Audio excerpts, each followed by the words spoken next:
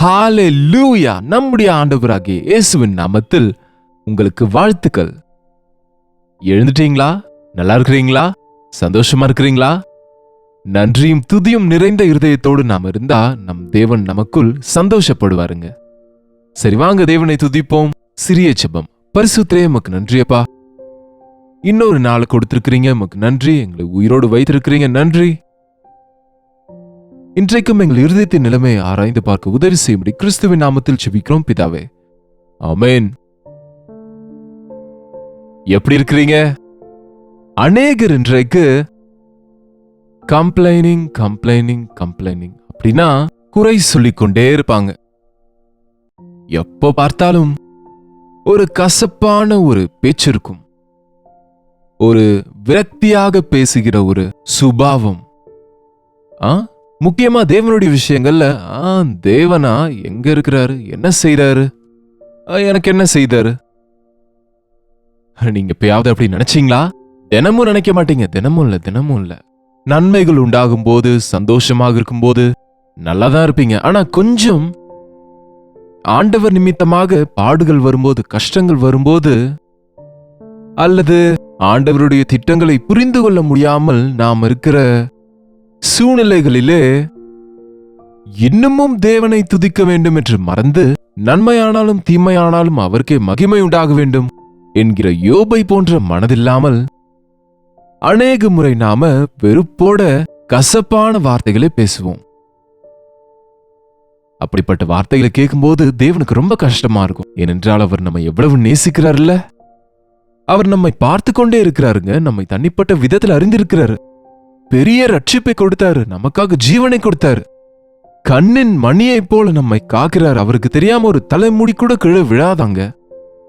கண்ணுக்கு இமை போல பாதுகாக்கிறவரா இருக்கிறார். அவர் உறங்குவதும் இல்லை, தூங்குவதும் இல்லை. அவ்வளவு அன்பா அவர் நம்மேல் அவ்வளவு மனசு வச்சா, நாம அப்பப்ப ஆண்டவரிடத்துல பேசுகிறவர்களாக இருந்து எப்ப பார்த்தாலும் எதையாவது கேட்கவே நாம் ஆண்டவரிடத்தில் எனக்கு என்ன கொடுத்தாரு, எனக்கு என்ன செய்தார்னு முழங்கால் போட்டு ஜெபிக்கலானாலும் சிலர் அந்த விரக்தியா ஜெபிக்கிறது தான், அந்த உற்சாகம் இல்லாம ஜெபிக்கிறது தான். நீங்க இருந்தா செய்யுங்க, நீங்க கடவுளா இருந்தா செய்து காட்டுங்க என்பது போல அவரை சோதித்துக் கொண்டு இருப்பாங்க. ஆனா ஒரு முறை நம்ம யோசித்து பார்த்தா, எனக்கு தேவன் என்ன செய்தாரு, நான் தேவனுக்கு என்ன செய்தேன்? சிலர் எப்ப பார்த்தாலும் தேவன் நன்மை செய்யலையா? செய்தார், நிறைய நன்மை செய்தார் தேவன். அநேக முறை தேவன் காப்பாற்றினாரு, சுகப்படுத்தினார்னு என்னென்னமோ சாட்சியெல்லாம் சொல்லுவாங்க. சரி, அவ்வளவு செய்த ஆண்டவருக்கு நீ என்ன செய்தாய்?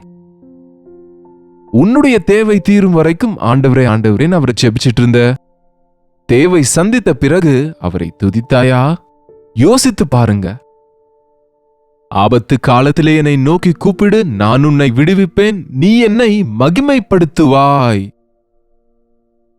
தாவீது சொன்னது போல, என் ஆத்மாவே கர்த்தரை ஸ்தோத்திரி, அவர் செய்த சகல உபகாரங்களையும் மறவாதே. அப்படின்னா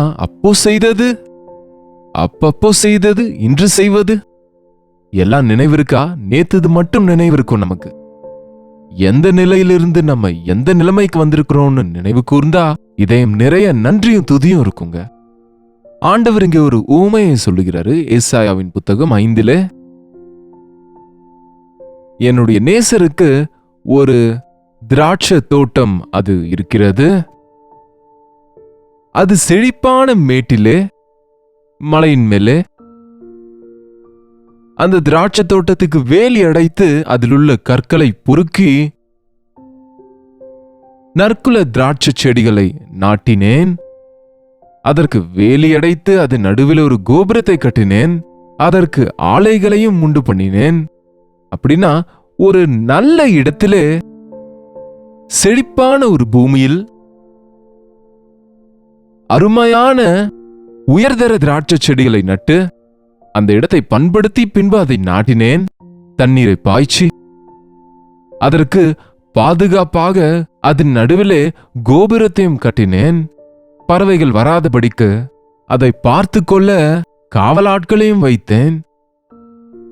இந்த திராட்சை தோட்டம் நன்றாக பலன் கொடுக்கும். அதன் திராட்சரசத்தை நன்றாக நாம பானம் பண்ணலாம் என்று தொட்டிகளையும் ஆலைகளையும் கட்டி காத்து கொண்டு இருக்கிறாராம். இப்படிதானங்க விவசாயிங்க இன்றைக்கு எவ்வளவு கஷ்டப்படுறாங்க பாருங்க. பூமியை பண்படுத்தி போர் போட்டு தண்ணீர் பாய்ச்சி விதைகளை விலை கொடுத்து வாங்கி திரும்ப அந்த மருந்துகளை போட்டு அப்பா களைகளை எல்லாம் பிடுங்கி போட்டு அதிலே பலன் கைக்கு வரும் நேரத்திலே அந்த பயிர் சரியா வராவிட்டால் அந்த விவசாயியின் இருதயம் எவ்வளவு நொந்து போகுங்க. அந்த பயிர்கள் அழிந்து போகும் பாருங்க. எதிர்பாராத மழையாலே, இதர காரணங்களாலே, பூச்சிகளாலே பயிர் அழிந்து போகும்போது விவசாயிங்க தற்கொலையை செய்து கொள்றாங்க. ஏன்னா அவங்க அவ்வளவா வேதனைப்படுகிறாங்க. நன்மை உண்டாகும், அறுவடை கைக்கு வந்தா கடன்கள் தீரும், உழைத்த உழைப்புக்கு பிரதிபலன் வரும். பார்த்தா அறுவடையே வரலன்னா என்ன பிரயோஜனங்க? ஆண்டவர் கூட நாம் கனி கொடுக்க வேண்டும் என்று, நாம் அநேக கனிகளை கொடுக்கிறவர்களா இருக்க வேண்டும் என்று நமக்காக எல்லாமே செய்தாருங்க. எவ்வளவு பெரிய ரட்சிப்பு கொடுத்தாரு, தம் ரத்தத்தை கொடுத்தாரு. பரிசுத்த ஆவியானவர் நம்மை காக்கும்படி கொடுத்திருக்கிறாரு. ஆவியானவர் நம்மை தேற்றுகிறவரா இருக்கிறாரு. அவருடைய வசனம் நமக்கு கொடுக்கப்பட்டிருக்கு. ஆனா நம்ம யோசித்து பாருங்க, என் ஜெபங்களை தேவன் கேட்கிறாரு, ஆவியானவரின் பாதுகாப்பு எனக்கு இருக்கு, அவர் அபிஷேகம் என் மேல் இருக்கு, அவர் எனக்கு நன்மை செய்தார் என்று சொல்லுகிறவங்க வாழ்க்கையிலிருந்து என்ன வரணுங்க? நல்ல கனிகள் வர வேண்டும். நல்ல கனிகளை கொடுக்க வேண்டும். ஆவியின் கனியை கொடுக்க வேண்டும்.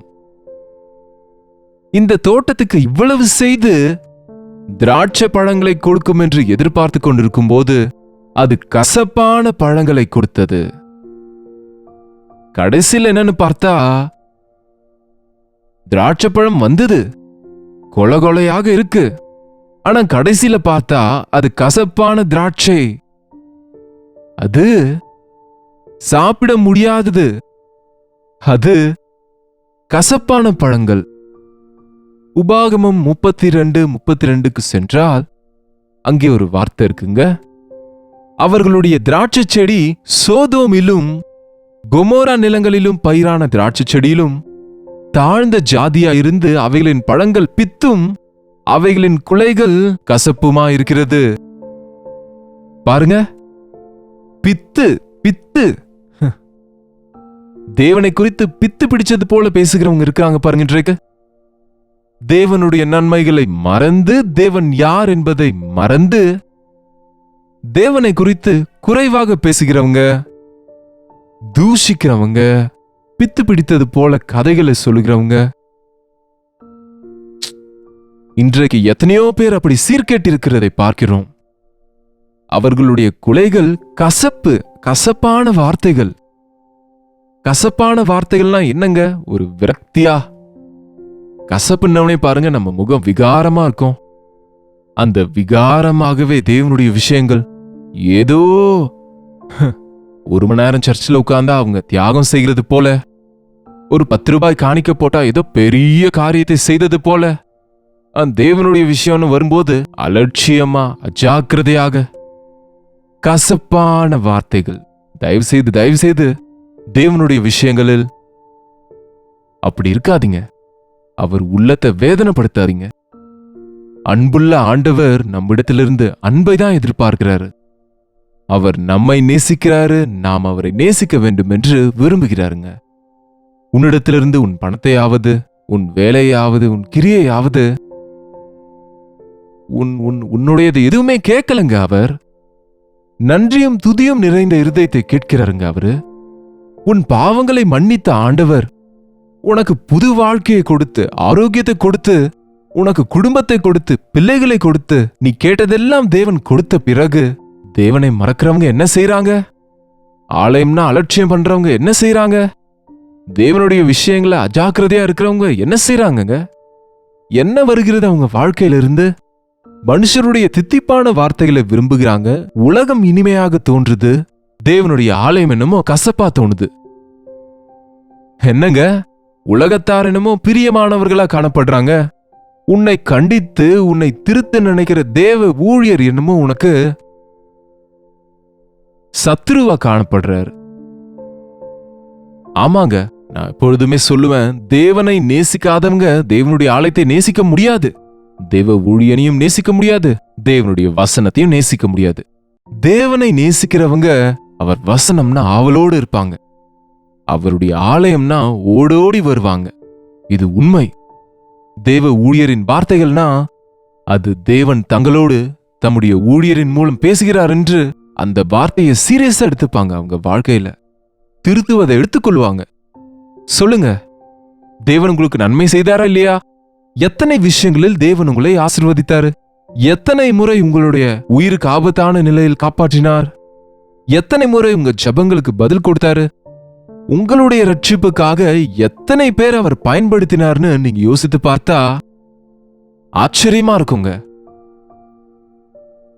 அவ்வளவு கவனம் எடுத்து நம்மை தம்முடைய பிள்ளைகளாய் செய்ய வேண்டும் என்று, நம்மை சுத்திகரிக்க வேண்டும் என்று ஆண்டவர் தம்முடைய இரத்தத்தை சிந்தி நமக்காக மீட்பின் காரியத்தை ஆயத்தப்படுத்தி, உங்களுக்கு தகுதி இல்லாவிட்டாலும் உங்களை நேசித்து, நீங்க கேட்காவிட்டாலும் தேவன் அநேக நன்மைகளை உங்களுக்கு கொடுத்த போதும் குறைஞ்சது தேங்க்யூ ஜீசஸ்னு சொன்னீங்களா? ஆண்டவரே நன்றி என்று முழு இதயத்தோடு சொல்ல முடியாதா? தேவனே உமக்கு நன்றி, எனக்கு ஆரோக்கியத்தை கொடுத்தீங்க. உமக்கு நன்றி, எனக்கு குடும்பத்தை கொடுத்திருக்கிறீங்க. உமக்கு நன்றி ஐயா, எனக்கு வேலை கொடுத்திருக்கிறீங்க. நன்றி ஆண்டவரே, இவ்வளவு பெரிய ரட்சிப்பு கொடுத்திருக்கிறீங்க. தேவனே நன்றி ஆண்டவரே, எத்தனையோ பேருக்கு இல்லாத பாக்கியத்தை எனக்கு கொடுத்திருக்கிறீங்க என்கிற நன்றி நாம கொண்டிருக்கணுங்க. பெருமையுள்ளவர்கள் தேவனுக்கு அருவருப்பானவங்க. அவங்க தேவ சமூகத்தை நெருங்க கூட முடியாதுங்க. பெருமையுள்ளவர்களை அவர் தூரத்திலிருந்து பார்ப்பாராம்.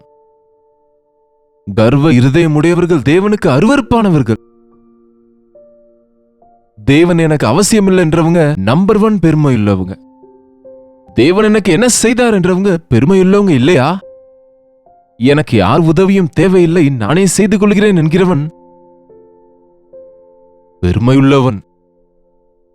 அழிவுக்கு முன்னானது அகந்தை, விடுதலுக்கு முன்னானது மேட்டிமை என்று தேவனுடைய வசனம் நம்ம எச்சரிக்கிறது. எத்தனையோ ராஜாக்களை குறித்து நீங்க வாசித்தா, தேவன் அந்த ராஜாக்களை எவ்வளவோ நேசித்து இஸ்ரவேலர்கள் மீது ராஜாவாக்கினால், அவர்களை தெரிந்து கொண்டால் அவர்கள் ராஜாவான பின்பு கஷ்டம் வரும்போது தேவனை கூப்பிடுவாங்க, யுத்தங்கள் வரும்போது தேவனுக்கு முறையிடுவாங்க. ஆனால் வெற்றி பெற்ற பிறகு பெருமையுள்ளவர்களாகி அவர்கள் ஸ்திரப்பட்ட பிறகு கர்வப்பட்டு தேவனுக்கு அருவருப்பானாங்க. யார் உதவியும் எனக்கு தேவையில்லை என்கிறவங்க பெருமை.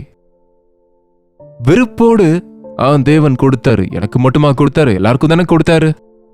என்ன மட்டும்தான் ரட்சித்தாரா? அநேகரை ரட்சித்திருக்கிறாரு. எனக்கு தான் தேவன் கார் கொடுத்தாரா? அநேகருக்கு இருக்கே, உலகத்தார்கிட்ட கூட இருக்கே என்று கம்பேர் பண்ணி பேசுகிறவங்க வார்த்தைகள் கசப்பில்லையா?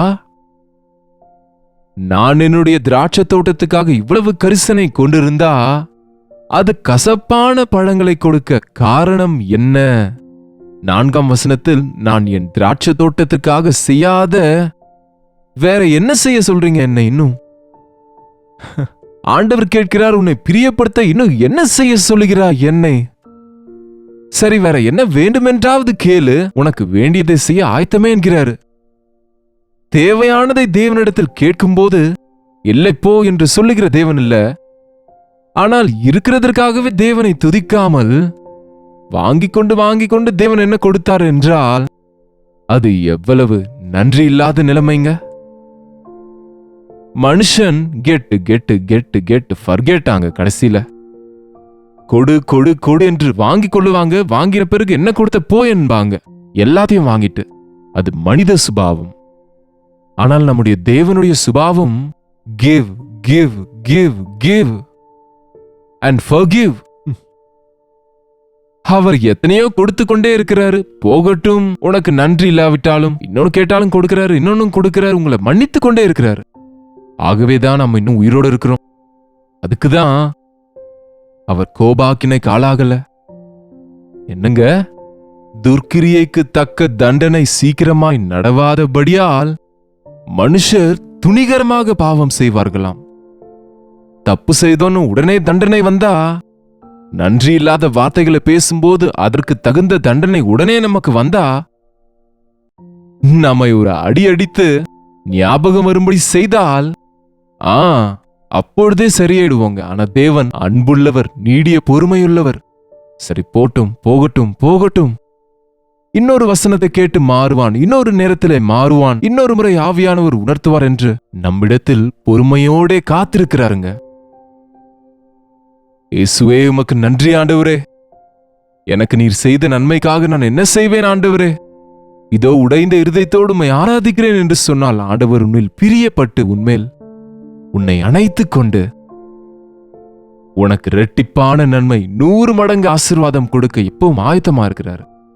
முறுமுறுக்காதீங்க, துதிக்க கற்றுக்கொள்ளுங்க, கசந்துக்காதீங்க. அவரை ஆராதிப்பது, அவருக்கு துதியும் நன்றியும் செலுத்துவதை பழக்கப்படுத்திக் கொள்ளுங்க. செபிப்போமா? பரிசுத்தரே, அன்புள்ள தகப்பனே, இந்த காலை நேரத்தில் யார் யார் இந்த வார்த்தைகளை கேட்கிறார்களோ, உண்மை ஆண்டவரே, ஒரு முறை எங்கள் வாழ்க்கையில் திரும்பி பார்த்தால் எங்களில் அநேகரை நீர் எவ்வளவோ நேசித்தீரே. படிப்படியாக எங்களை ஆசீர்வதித்தீர். உன்னதமான நிலைக்கு எங்களை உயர்த்தினீர். பண்படுத்தாத பூமியாக எங்கள் இருதயம் இருந்தபோது அதை பண்படுத்தி எங்களுடைய இருதயத்திலே தேவனுடைய வசனத்தை விதைத்து நாங்கள் கனி கொடுக்க நீர் விரும்பும் போது நீர் கொடுத்த பெரிய ரட்சிப்பை பெற்று உம்முடைய நன்மைகளை அனுபவித்து உம்மை தூஷிக்கிறவர்களாக, உம்மீது குறை சொல்கிறவர்களாக, உமக்கு விரோதமாக முறுமுறுக்கிறவர்களாக, கசப்பான வார்த்தைகளோடு இன்னும் சபிக்கப்பட்டவர்கள் ஆகாமல் நன்றியும் துதியும் செலுத்துகிற இருதயத்தை, என்ன கொடுத்தாலும் எதை கொடுத்தாலும் எனக்கு அருகதை இல்லை ஆண்டவரே, நீர் கொடுத்ததற்கு நன்றி என்று துதிக்கிற உடைந்த இருதயத்தை எங்கள் எல்லாருக்கும் தரும்படிக்கு கிறிஸ்துவின் நாமத்தில் ஜெபிக்கிறோம் பிதாவே, ஆமென். பிதாவாகிய தேவனுடைய அன்பும் குமாரனாக இயேசு கிறிஸ்துவின் கிருபையும் பரிசுத்த ஆவியானவருடைய அந்யோன்யமும் ஐக்கியமும் கூடி வந்திருக்கிற நம் அனைவரோடும் இப்பொழுதும் சதா காலமும் துணையாக இருப்பதாக, ஆமென். தேவனுக்கு ஸ்தோத்திரம். உங்களுடைய ஜெப விண்ணப்பங்களையும் பாரங்களையும் எங்களுக்கு தெரியப்படுத்த 8939801234 என்னும் கீழ்காணும் நம்பருக்கு ஒரு டெக்ஸ்ட் அல்லது வாய்ஸ் மெசேஜ் அனுப்புங்க. உங்களுக்காக நாங்கள் ஜெபிக்க ஆயத்தமாக இருக்கிறோம். டாக்டர் ஜெயபால் சேனல் இன்னும் நீங்க சப்ஸ்கிரைப் பண்ணலனா இன்றைக்கே பண்ணுங்க. உங்க நண்பர்களுக்கும் இதை நீங்க அறிமுகப்படுத்துங்க. ஒவ்வொரு நாள் வசனத்தை கேட்ட பிறகு உங்களுக்கு ஆசீர்வாதமாக இருந்தா அதை லைக் பண்ணுங்க. ஷேர் டு சம்படி எல்ஸ், மற்றவங்களுக்கு ஷேர் பண்ணுங்க, அவங்களும் ஆசீர்வதிக்கப்படுவாங்க. அதே போல கமெண்ட் செக்ஷனுக்கு வந்து உங்க விவரங்களையும் டைப் செய்தால் எத்தனை பேர் எங்கெங்க இருந்து பாக்குறீங்கன்னு எங்களுக்கு தெரிய வரும். நாங்க ஜெபிக்கவும் எங்களுக்கு உதவியாக இருக்கும். கர்த்தருக்கு சித்தமானால் நாளைக்கு இதே அனுதின தியான நிகழ்ச்சியில் கர்த்தருடைய வார்த்தையோடு உங்களை மீண்டும் சந்திக்கிறேன். அதுவரை கர்த்தருடைய கிருபை உங்களுக்கு துணையா இருப்பதாக.